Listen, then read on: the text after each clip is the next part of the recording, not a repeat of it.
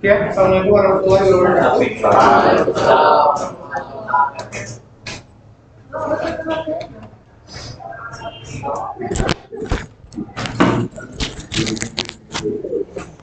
Bagaimana dengan laporan yang kemarin saya suruh di rumah udah dikerjakan? Yang tentang percobaan kemarin, pelangi atau buah yang mengandung listrik. Kan ada kemarin saya bilang nanti di rumah coba-coba untuk tugas akhir dari bab 1 buat laporan tentang percobaan prisma atau gelas yang diisi kaca itu, atau buah yang mengandung listrik yang pelangi atau buah asam kemarin. Kan ada saya suruh di halaman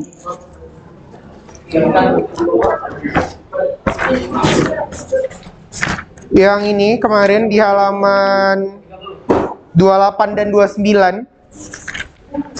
Kan ada semalam di video sih sebenarnya, memang di video, dan kemarin ada beberapa juga yang tahu kan. Ada nggak yang sudah mengerjakan terus belum dikirim ke WA, belum juga saya nilai, boleh dikumpul sekarang.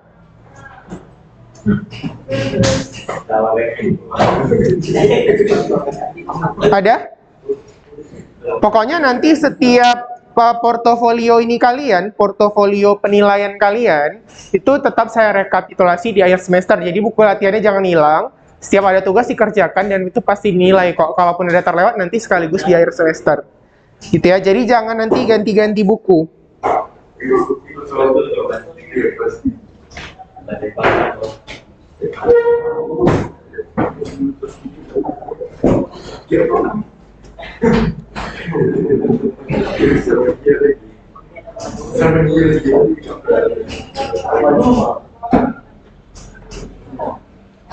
Udah ada nggak ada?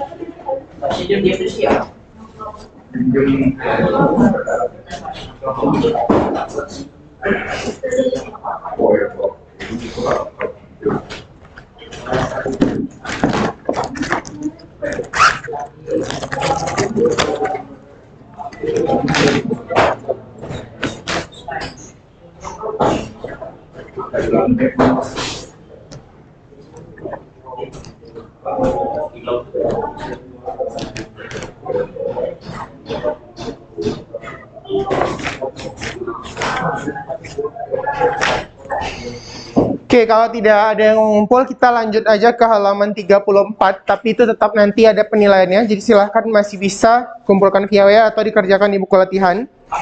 Di halaman 34 kita akan masuk materi baru tentang mengidentifikasi informasi teks pidato persuasif. Halaman 34. Di sini ada Al-Fathar nggak? Ada. Al-Fathar, Fatih? Nggak ada? Fauzan? Kenapa? Oh, oke. Tulis di mana ya?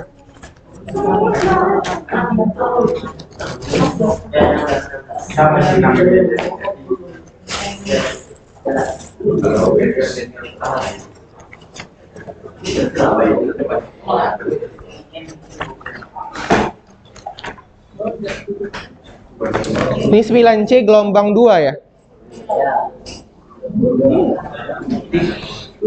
Coba tulis nama lengkapnya di sini. Laporan membaca bukunya udah dibaca nggak di rumah? Ada sampai bab berapa? Kan di awal udah pernah perjanjian kontrak kita. Harusnya kan laporan itu 1 bulan 1, tapi saya sedikitkan jadi 1 tahun 1. Dengan catatan dicicil, setiap hari baca 1 atau 2 paragraf. Udah ada nggak di rumah dibaca? Udah ada? Bebas, tapi bukan komik. Harus buku di luar buku pelajaran, tapi bukan komik. Novel boleh. Itu nanti saya ambil untuk nilai UH1 ya. Udah ada yang baca nggak? Kalau udah ada yang baca, saya ambil aja langsung sekarang nilainya. Ada? Yang udah baca di rumah? Udah, belum? Cara ngambilnya nanti kalau untuk tahap pertama, saya tanya aja judul bukunya apa, sudah baca sampai bagian mana, dan kenapa pilih buku itu. Iya. Ya, mulai dari pulang ini mulai dicari bukunya. Tidak ada alasan tidak ada buku. Di perpustakaan ada, perpustakaan Sumut ada, perpustakaan Medan ada dekat Gramedia. Itu gratis, tinggal bawa aja kartu pelajar. Kamu boleh dikasih kartu perpusnya dan itu boleh minjem buku apa aja. Dan dia diupdate tiap bulan. Bukunya selalu baru. Kenapa? Kalau gitu bawa aja ini kartu keluarga. Enggak, karena dia gini, perpustakaan Medan yang dekat Gramedia itu bukunya bagus-bagus, baru-baru. Cuma dia harus syaratnya pelajar atau mahasiswa dari Medan. Kartu keluarga itu kan menandakan kamu memang orang Medan. Nah, kalau dari situ nanti dikasihnya gratis, tapi bawa foto 3x4 supaya dibuatkan kartunya. Gratis kok. Siswa saya yang di SMA sering saya suruh ke sana pinjam buku. Karena kan kalau SMA dia banyak butuh referensi lain. Jadi nggak bayar. Jadi nggak ada alasan, Ustadz nggak ada buku. Banyak buku di mana-mana ada. Oke. Nah, di sini, di halaman 34, kamu bisa lihat di situ, di bagian yang pertama, coba Pasya baca yang paragraf 1. Paragraf yang paling atas, halaman 34. Iya. Yang lain buka bukunya semua halaman 34. Merupakan bagian dari eksposisi seperti telah dipelajari sebelumnya bahwa eksposisi digunakan untuk meyakinkan pembaca atau pendengar dengan menyajikan argumen dari satu sudut pandang dengan mengambil sudut pandang dan membuktikan kita bertujuan meyakinkan orang lain untuk melihat suatu persoalan hanya dari sisi itu. Oke. Nah, di situ ada beberapa tipe eksposisi. Ada eksposisi yang sifatnya itu memang ilmiah, ngasih informasi seperti editorial, artikel, surat kabar. Terus ada eksposisi yang sifatnya itu memang mempromosikan. Mempromosikan dalam artian menjual iklan, slogan, atau poster. Jadi, ini kan materi kalian yang di teks 2 ini adalah eksposisi. Eksposisi persuasif.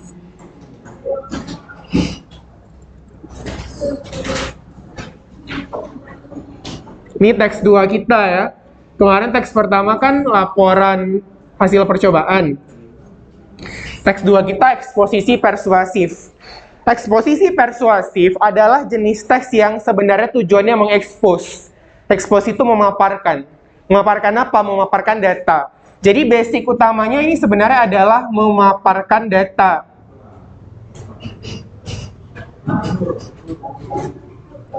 Ya, memaparkan data apa? Data yang sifatnya itu mempengaruhi orang lain. Struktur dasarnya untuk eksposisi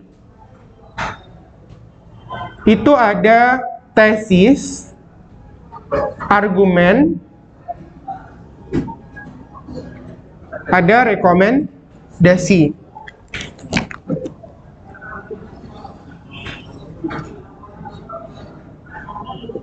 Nah, ini struktur dasarnya. Jadi struktur dasarnya itu ada tesis. Tesis itu berupa pendapat. Ada argumen. Jadi pendapat itu harus didukung oleh data pendukung. Ada juga si rekomendasi, ini berupa simpulan atau solusi. Nah, ini struktur dasarnya. Jadi kalau kita bilang eksposisi persuasif ini nama simpelnya adalah pidato. Nah, inilah yang dikenal orang kalau di luar-luar sana. Eksposisi atau data yang sifatnya mempengaruhi orang lain itu kalau di luar-luar disebut sebagai pidato atau bentuk komunikasi lisan searah. Kenapa dikatakan searah? Karena tidak ada feedback dari audiens. Kalau kita berpidato kan nggak pernah ada orang nanya di tengah-tengah kita lagi ngomong. Maka di struktur dasarnya tadi ada namanya pendapat. Nah, pendapat itu harus dibuktikan dengan data. Maka jenis pendapatnya itu ada 3 tesisnya itu. Ada tesis itu yang sifatnya rekreatif. Rekreatif itu rekreasi, hanya sekedar hiburan. Seperti pidato, kata sambutan, gitu kan? Ada yang sifatnya informatif. Nah, informatif ini dia memberikan informasi seperti ceramah pembelajaran. Ada yang sifatnya itu persuasif. Yang persuasif ini dia sifatnya memang mempengaruhi atau mengajak. Seperti khotbah, kampanye politik, pemilu. Nah, itu kan dia persuasif. Dia ngajak kita untuk melakukan sebuah tindakan tertentu, gitu. Nah, itu jadi jenis-jenis pidato persuasif. Seperti yang ada di halaman 34. Lalu katanya ada beberapa jenis yang tipe ilmiah. Yang ilmiah tuh seperti artikel, terus editorial, esai. Kalau yang dia sifatnya himbauan murni, ada contohnya seperti slogan, poster, iklan, gitu dia. Udah siap tadi absennya? Sampai mana? Coba, siapa ya saya suruh? Yang paling belakang coba, yang paling belakang. Ya, siapa namanya? Hah? Iya, coba. Coba buat satu kalimat. Tahu slogan kan? Slogan, tahu? Himbauan. Coba buat satu kalimat slogan yang pernah kamu baca. Apapun itu, nggak apa-apa. Biar kita jadikan contoh. Hah? Nggak apa-apa. Karena apa yang membuat? Apa? Karena apa yang membuat? Bisa sih. Slogan itu lebih ke hal yang sifatnya individu. Jadi contohnya tadi dibuat lakukanlah apa yang membuatmu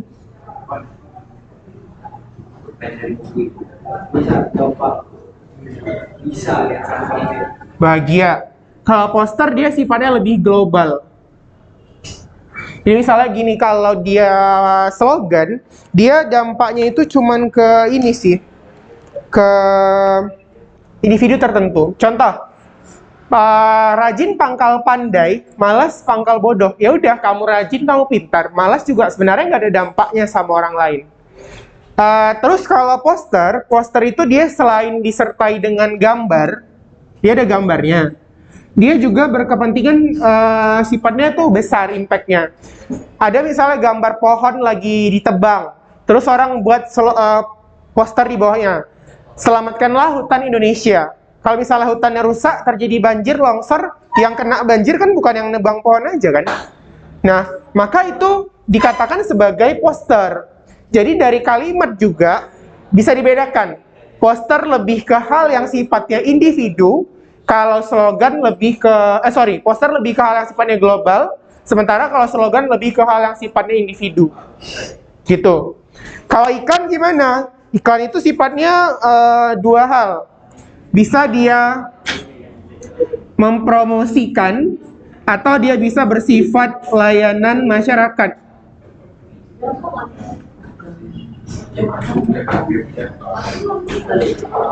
Ya, promosi contohnya apa? Kayak ya, iklan Samsung, iklan kulkas gitu misalnya. Tapi kalau layanan masyarakat, contoh, pernah nggak lihat di televisi ini iklan yang bernuansa pendidikan? Iklan apa contohnya? Iklan, tapi dia mengusung tentang pesan-pesan pendidikan. Pernah lihat nggak? Apa contohnya? Iklan apa? Nggak mesti layanan masyarakat sih, iklan apa aja yang dia lebih temanya ke pendidikan gitu. Apa contoh iklan?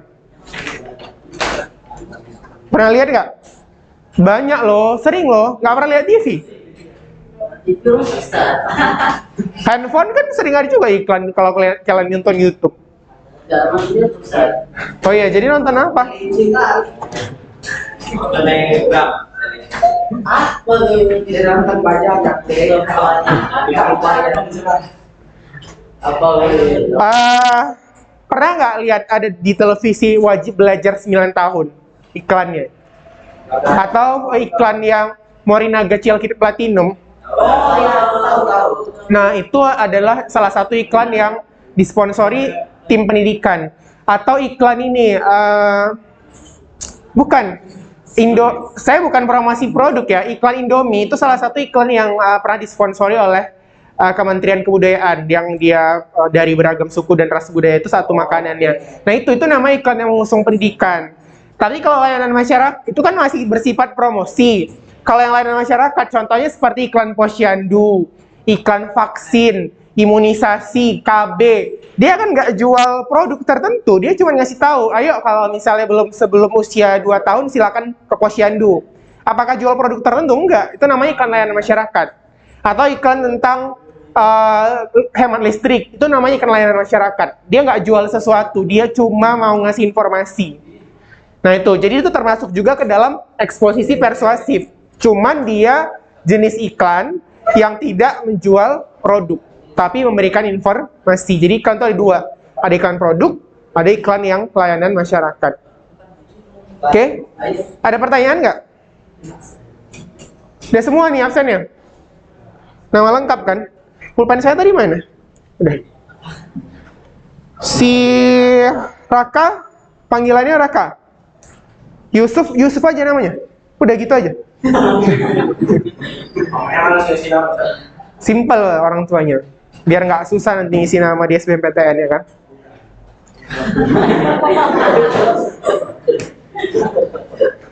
Salahuddin Ayyubi. Ayub. Ini kan yang menaklukkan Konstantinopel ya kan? Jadi, oh iya. Kalau Konstantinopel siapa namanya? Ya, Fatih ya. Nahlan, panggilannya? Nahlan. Oh, terserah aja. Kalau saya panggil Lanrif boleh? Saya panggil Lanrif. Nggak nyambung ya? Tapi terserah.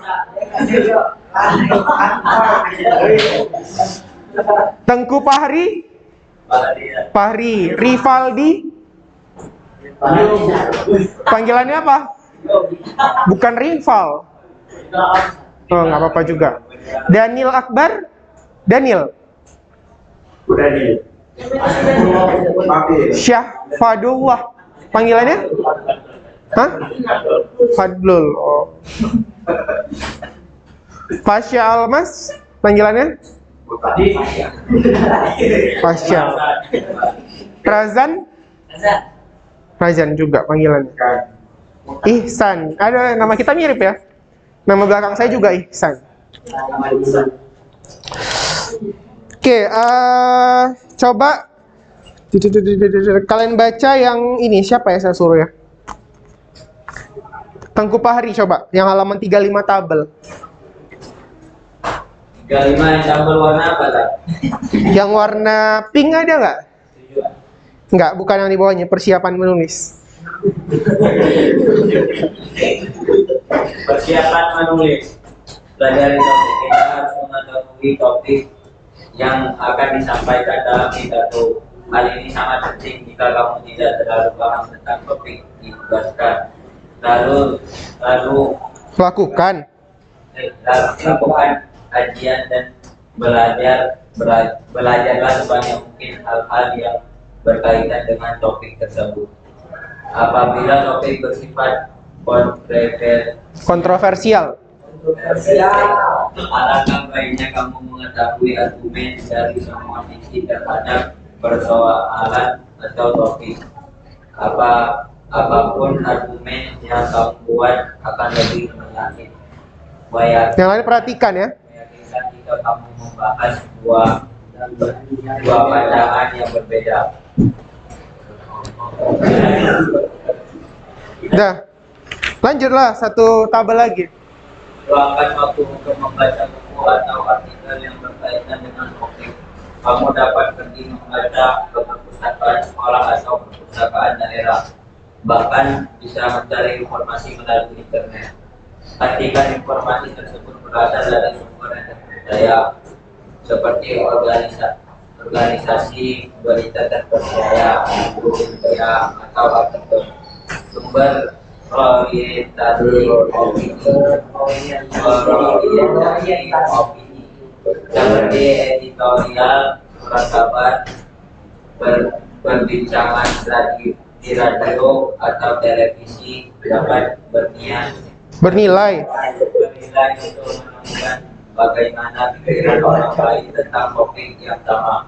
Namun tetap hati-hati jangan tentang topik yang sama. Namun tetap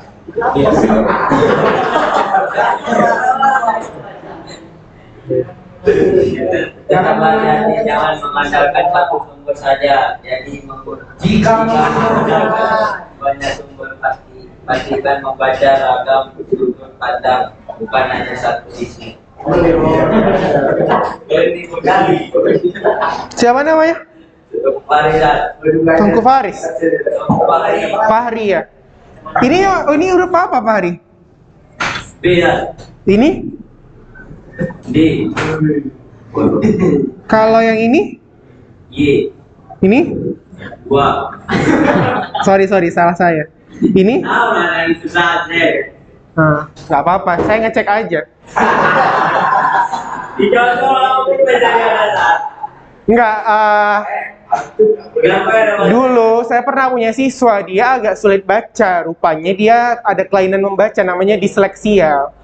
Jadi saya ngecek anak disleksia itu tandanya. Coba kalian tes dia ini B sama D, dia susah bedakannya. Jadi dia bukan salah dia, memang kemampuan motorik sarafnya nggak bisa membedakan hal-hal yang sifatnya pencerminan. BD itu kan pencerminan kan, nah dia nggak bisa bedakan itu. Atau kalau misalnya olahraga, dia kalau misalnya kita masukkan bola basket ke ring, anak disleksia itu basketnya kemana, ringnya dia lemparnya kemana gitu. Dia memang kondisi motorik dia ada ini gitu. Jadi saya ngecek tadi, ini betulan normal atau ada gangguan gitu. Soalnya kalau memang dia ada gangguan motorik nggak bisa disalahkan juga gitu. Tapi kalau seperti ini berarti ini bukan disleksia tapi kebanyakan main game ini kayaknya. Makanya kebetulan. Udah berapa level Mobile Legends-nya di rumah? Jarang ya?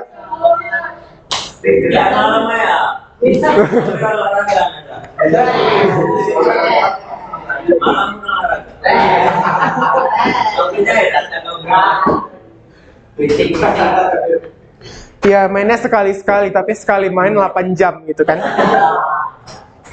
Oke, itu yang kedua. Coba yang ketiga sambung sinahlan. Yang pahami tujuan. Pentingnya untuk secara pasti apa yang ingin dicapai dengan pidatomu. Dengan demikian akan berada di sisi pidato paling sesuai dengan tujuan. Jika topiknya adalah daur ulang, pentingnya mengetahui banyak hal tentang sampah kota. Namun pidatomu harus memiliki fokus untuk merefleksikan secara pasti apa yang awal agar audiens melakukan bisa apakah kamu coba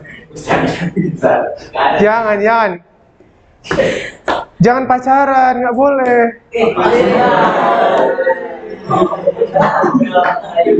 Apakah kamu mencoba meyakinkan di kota atau kabupaten untuk program sampah terpadu atau mencoba meyakinkan orang untuk tidak membuang sampah sembarangan atau meyakinkan orang agar membuang sampah ke tempat sampah secara terpisah untuk memudahkan daur ulang. Tidak semua kan berbeda meski berbicara tentang sampah atau memahami tujuan akan memudahkan pesan secara efektif. Oke, lanjut yang tabel kedua. Pahami audiensi. Memahami audiens dalam pandangannya dan pengetahuan yang mereka tentang topik sangat penting juga akan mempengaruhi isi pidato. Teruslah. Audiens yang sedikit mengetahui tentang topik memerlukan latar belakang informasi topik dan bahasa yang lebih sederhana. Audiens yang sudah paham tentang topik akan merasa pidato membosankan, mereka butuh informasi baru atau ide yang lain. Demikian juga audiensi yang mendukung pandangan tentang topik akan lebih mudah diajak untuk berbuat sesuatu. Tidak ada pemikiran ini sedemikian rupa berbeda dengan audiensi yang tidak sesuatu apa yang perlu diyakini secara serius untuk mempertimbangkan pandangan. Oke, jadi kan kalau kita nulis pidato itu ya kan, dia harus ada urutan itunya juga. Jadi di awal tuh harus tentukan topik dulu, langkahnya.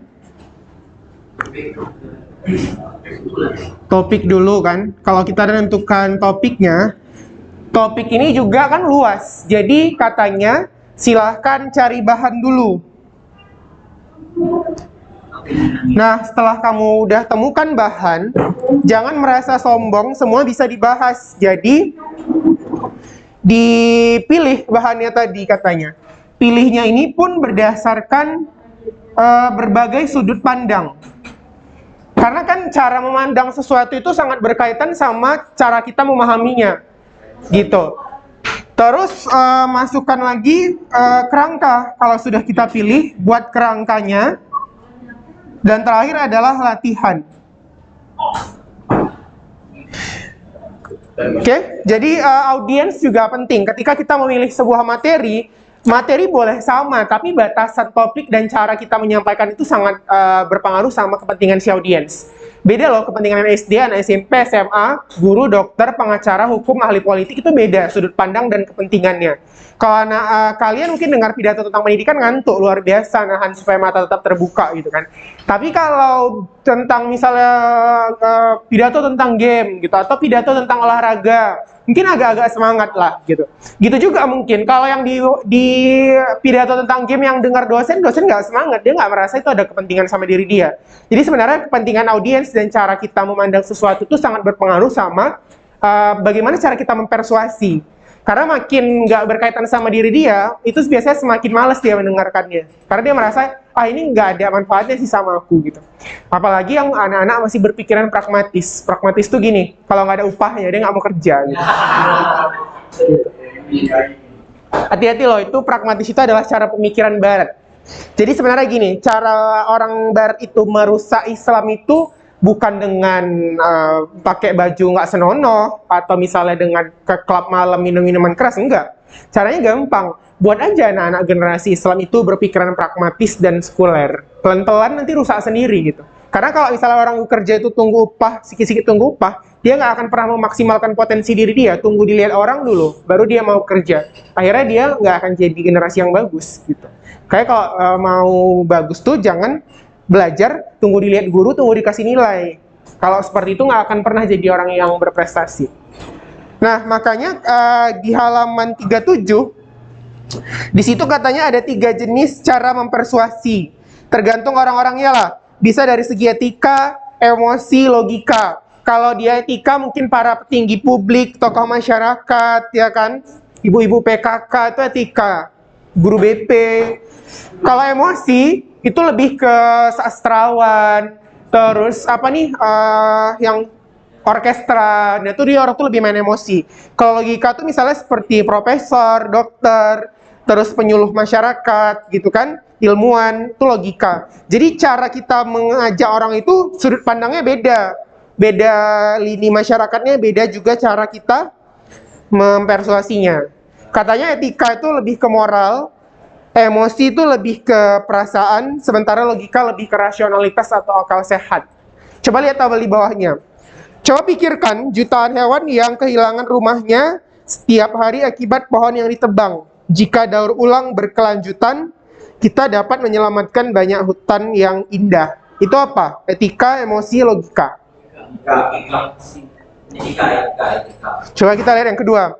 Kita paham bahwa cadangan sumber daya alam kita terbatas. Kita dapat memperpanjang cadangan kita dengan daur ulang.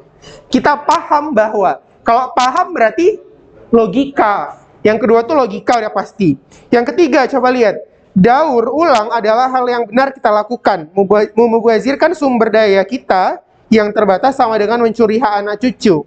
Ini tidak bermoral. Moral berarti etika. Berarti yang kedua tadi logika, yang ketiga tadi Berarti yang pertama emosi lah. Maksudnya gini, gimana kita bisa merasa simpati sama hewan?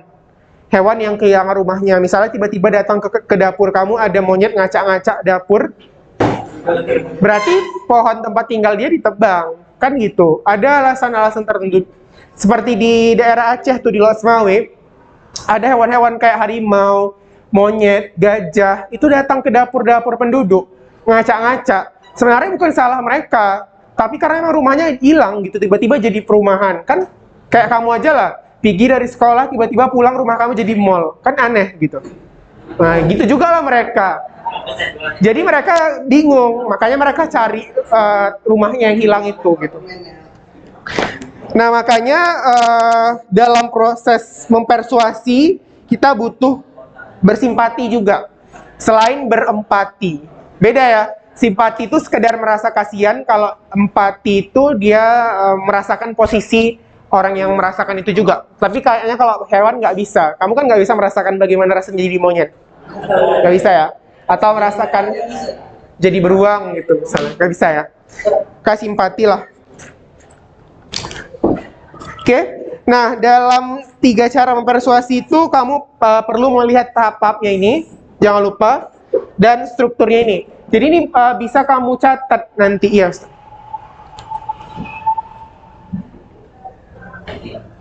bisa kamu catat, silahkan di buku catatan. Udah dipisah nggak catatan dan latihannya? Kalau bisa, bedakan. Jadi setiap catatan beda, latihan nanti penilaiannya beda lagi. Ya silakan, itu yang penting-penting. Strukturnya dibuat supaya jangan lupa. Maskernya dipakai.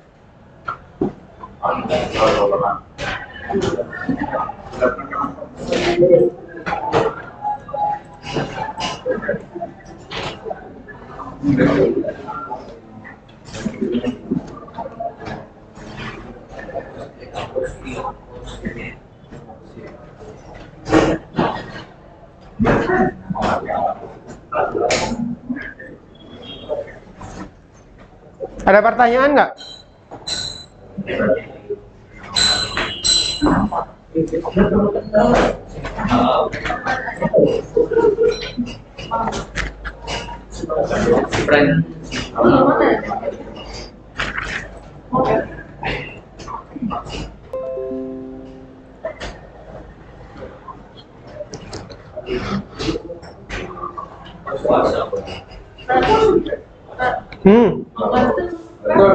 Kenapa? Termasuk apa? Iya. Yang dibaca di rumah nggak boleh manga atau webtoon ya. Harus sifatnya teks gitu.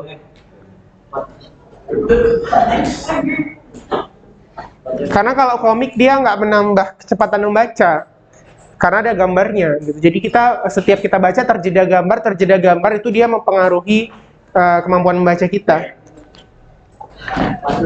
Lagi pula anak SMP kan biasanya udah nggak pala suka gambar ya. Biasanya kan anak SD yang suka gambar.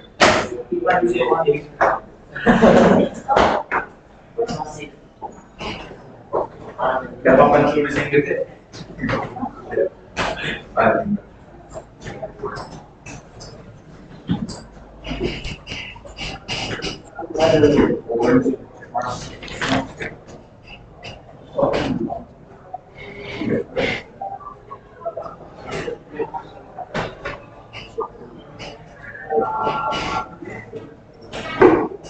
Di sini nggak boleh nyanyi. Nggak boleh. Walaupun sekedar yel-yel, nggak boleh.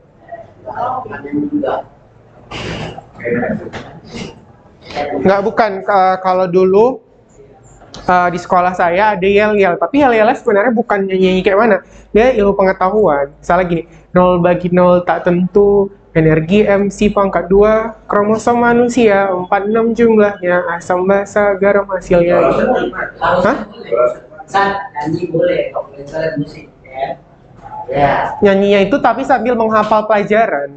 Kayak di SMP Negeri 2. Nah.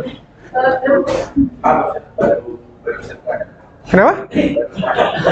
Baru apa? Sekarang masih di sana. Saya? Oh, maksudnya ngajarnya? Oh, kalau ngajar saya di SMA Dharma Pancasila. Maksud saya dulu waktu saya zaman sekolah. Bukan sekolah di SMA yang sekarang. Waktu saya SMP dulu, saya ingat guru saya tuh pernah nyanyikan sesuatu tapi isinya pelajaran. Jadi kami kalau ujian itu sambil denger nyanyi itu ingat gitu, oh ini gitu.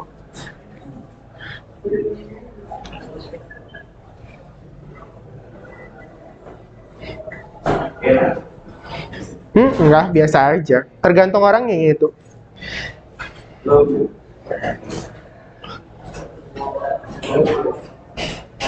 Olahraga gitu.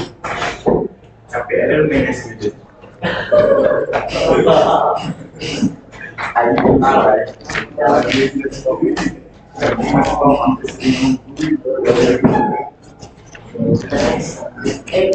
Satu visi kan di sini gitu. Tiap hari di sini.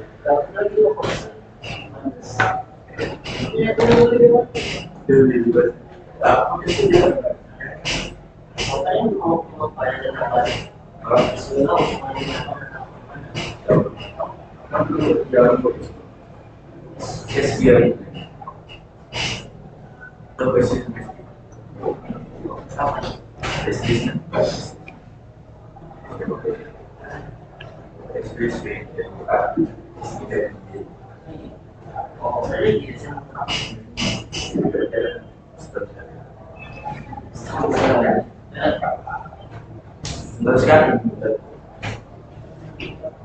hampir masih bisa dihitung pakai ayo kita buat deh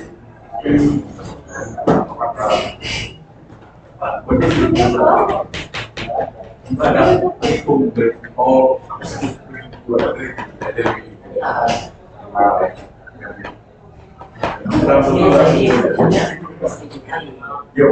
dia masuk ini sampai bijinan kita jawab.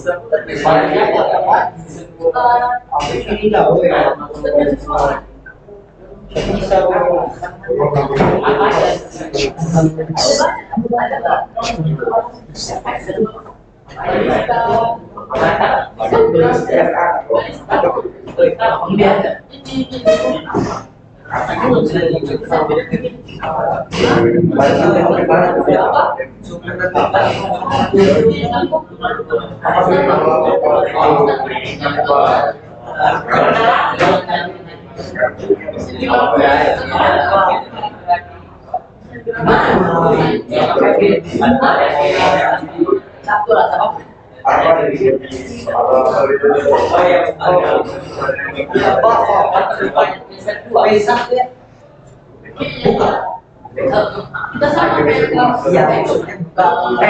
Kita satu.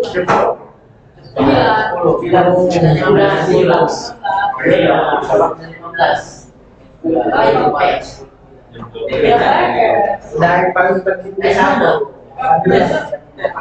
Bisa PS, walaupun PS ini kalau tak pakai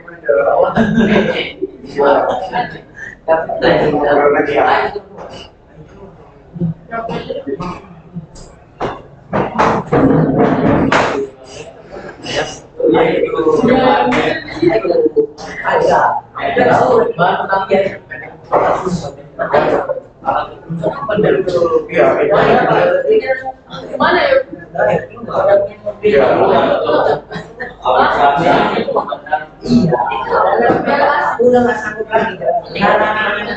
Udah?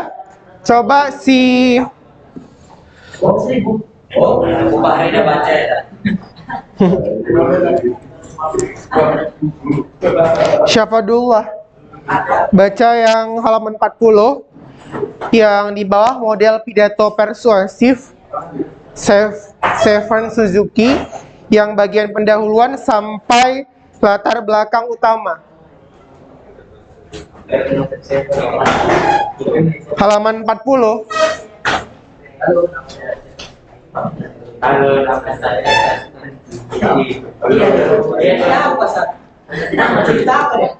Ini kita mau lihat struktur pidato persuasif. Ini musik pendahuluan. Halo, nama saya Seven Suzuki. Bicara mewakili ICO, Mental Children's Organization. Kami adalah kelompok dari Kanada yang terdiri atas anak-anak berusia 12 dan 13 tahun yang mencoba membuat perbedaan. Pada saya sendiri, Monica, Esther, Michelle, baik-baik gue dan saya sendiri. Kami menggalang dari memperkenalkan diri yang memesankan. Kami menggalang dana untuk bisa datang ke sini jauh 6.000. Hah? Udah?